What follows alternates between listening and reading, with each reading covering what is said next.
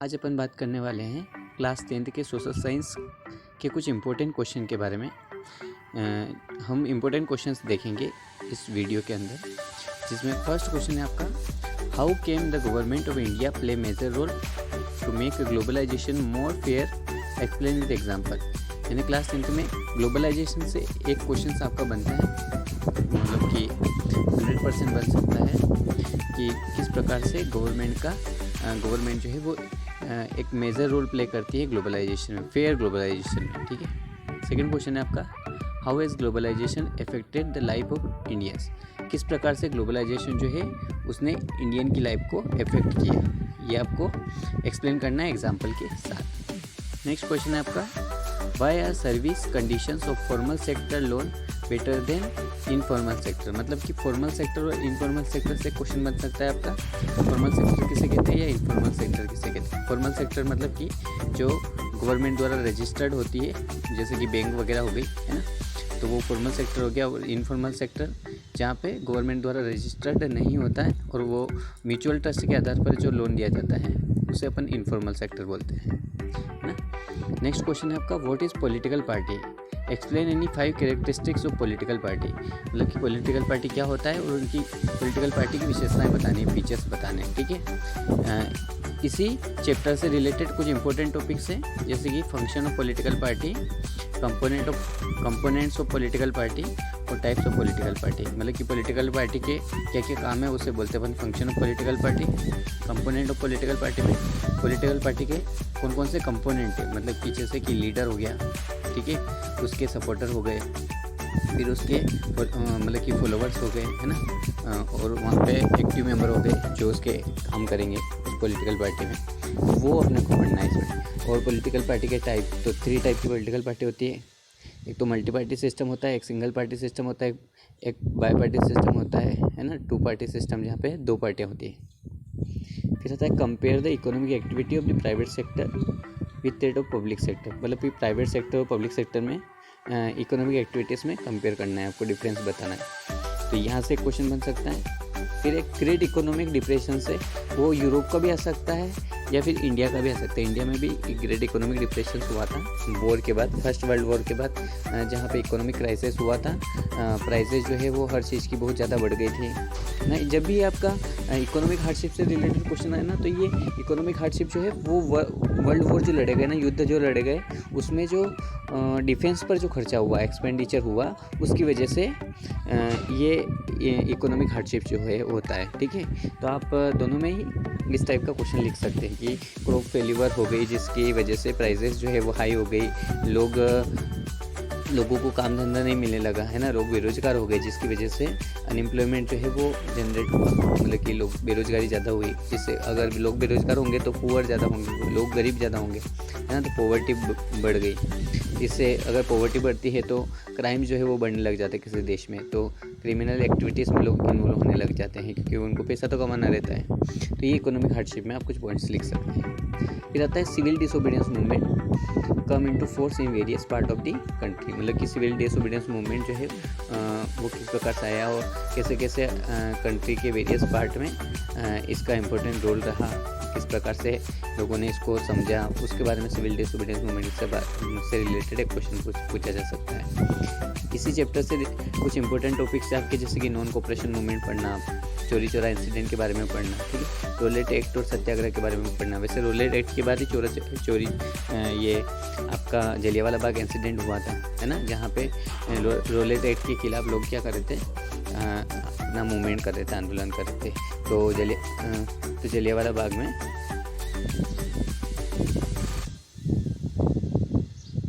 तो next question के बारे में बात करते हैं अपन, वाई इज़ एनर्जी नीडेड। मतलब कि हमें एनर्जी की ज़रूरत क्यों होती है और how can we conserve energy resources. मतलब कि जो एनर्जी रिसोर्सेज है हम कैसे उससे बचा सकते हैं, कंजर्व कर सकते हैं, इससे रिलेटेड एक क्वेश्चन आपका आ सकता है। फिर है, discuss the service condition of organic sector and that of unorganised sector. मतलब कि ऑर्गेनाइज्ड सेक्टर और अनऑर्गेनाइज्ड सेक्टर में आपको डिफरेंस बताना है। फिर explain the aim of Zollverein custom union in 1834 in Germany, मतलब कि जोल्वेरियन कस्टम का जो फॉर्मेशन हुआ था उसके बारे में, उस कस्टम यूनियन के बारे में 1834 में इन जर्मनी के अंदर जो कस्टम यूनियन फॉर्मेशन हुआ था उसके बारे में आपको बताना है।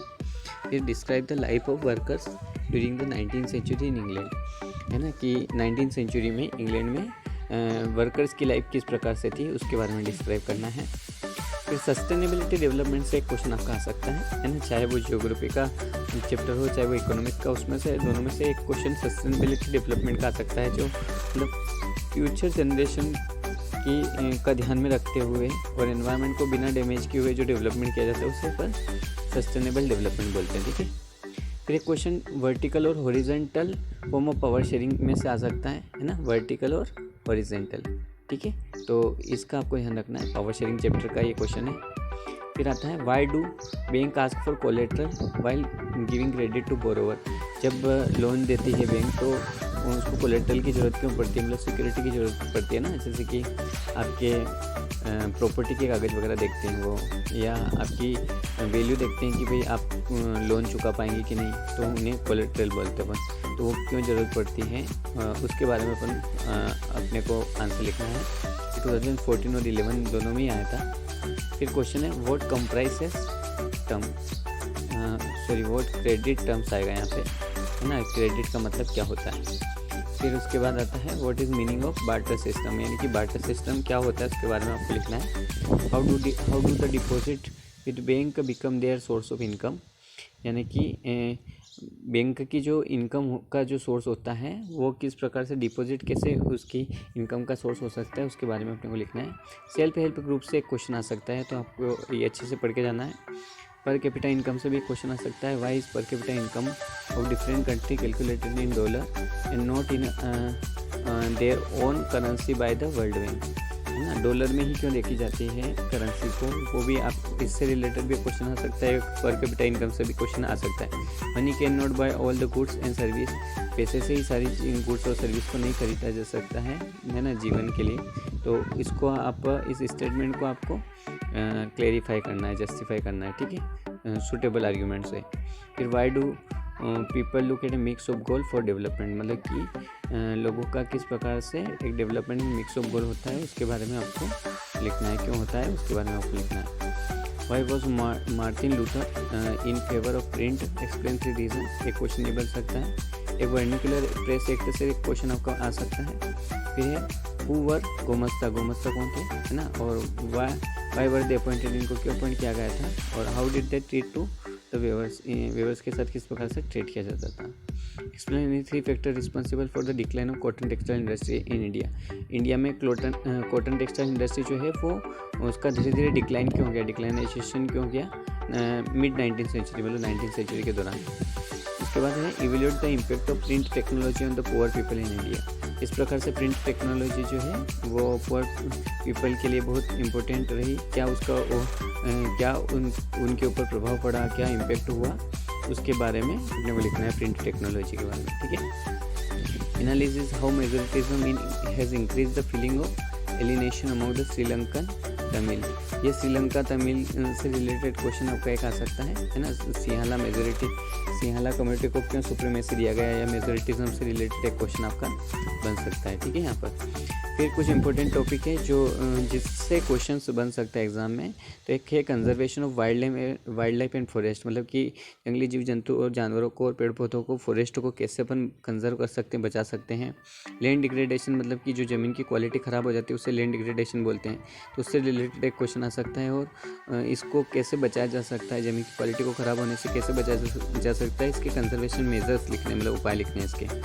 फिर classification of soil and soil erosion से रिलेटेड क्वेश्चन आ सकता है। क्लासिफिकेशन ऑफ सोइल में मतलब टाइप्स ऑफ सोइल कौन कौन से टाइप की होती है ना, क्या क्या उसके फीचर्स है, क्या क्या वो इंपॉर्टेंस है उनके बारे में आ सकता है। और सोइल इरोजन मतलब कि जो मिट्टी का कटाव होता है ना, पानी के साथ बह के चली जाती है मिट्टी, तो उसे सोइल इरोजन बोलते हैं। या फिर हवा से भी बह के चली जाती है, हवा से उड़ के चली जाती है, तो उसे सोइल इरोजन बोल सकते हैं। Water scarcity in water conservation, मतलब कि water scarcity and water conservation आएगा यहाँ पे। तो वाटर स्केसिटी मतलब कि पानी को कैसे बचा सकते हैं, है ना, और पानी की कमी क्यों होती है उसके बारे में आपको क्वेश्चन पूछा जा सकता है। मल्टीपर्पज़ रिवर प्रोजेक्ट से रिलेटेड एक क्वेश्चन आ सकता है कि यहाँ पे मल्टीपर्पज़ रिवर प्रोजेक्ट मतलब डैम के बारे में पूछा है ना, और रेन वाटर हार्वेस्टिंग से रिलेटेड एक क्वेश्चन आपका आ सकता है। Different between primitive substance, intensive substance and commercial farming, मतलब कि प्रिमिटिव सब्सटेंस, इंटेंसिव सब्सटेंस और कमर्शियल फार्मिंग से रिलेटेड एक क्वेश्चन आपका आ सकता है ना। ये एग्रीकल्चर चैप्टर का क्वेश्चन है। फिर व्हाट इज़ मिनरल, ये मिनरल चैप्टर का क्वेश्चन है ना, कि mineral and energy resources chapter का क्वेश्चन है ये। तो मिनरल क्या होता है, उसकी क्या क्या यूज़ है और कौन कौन से टाइप के मिनरल होते हैं, उससे रिलेटेड क्वेश्चन पूछा जा सकता है आपका। और कम्युनिकेशन और ट्रांसपोर्ट से रिलेटेड एक क्वेश्चन पूछा जा सकता है। हिस्ट्री के कुछ मैप आइटम देख लेते हैं जहाँ से 100% क्वेश्चन आपका आ सकता है। जैसे कि इंडियन नेशनल कांग्रेस के सेशन आएंगे जो कि कलकत्ता सितंबर 1920 में हुआ था, ये वेस्ट बंगाल में है ना कलकत्ता। नागपुर मद्रास में है, दिसंबर 1920 में हुआ था, है ना। मद्रास में नागपुर जो है वो महाराष्ट्र में है, दिसंबर 1920 में हुआ था, और मद्रास जो है वो 1927 में हुआ था, है ना। तो ये कांग्रेस सेशन, 3 कांग्रेस सेशन आपको याद करने हैं। और नेशनल मूवमेंट याद करने, जैसे चंपारण इंडिको प्लांटर मूवमेंट हुआ था बिहार के अंदर, है ना। नील की खेती जो किसान करते थे उन्होंने एक मूवमेंट किया था, उसे वो चंपारण में किया था बिहार के अंदर। फिर ये आपको मतलब लोकेट करना रहेगा। खेड़ा पीसेंट सत्याग्रह इन गुजरात के अंदर खेड़ा सत्याग्रह कैसे हुआ था और कहाँ पे हुआ था, वो आपको गुजरात के अंदर लोकेट करना रहेगा। अहमदाबाद मिल वर्कर स्ट्राइक से रिलेटेड क्वेश्चन आ सकता है। जलियांवाला बाग ट्रेजेडी अमृतसर में जो हुई थी पंजाब में, उससे रिलेटेड एक मैप का क्वेश्चन आ सकता है।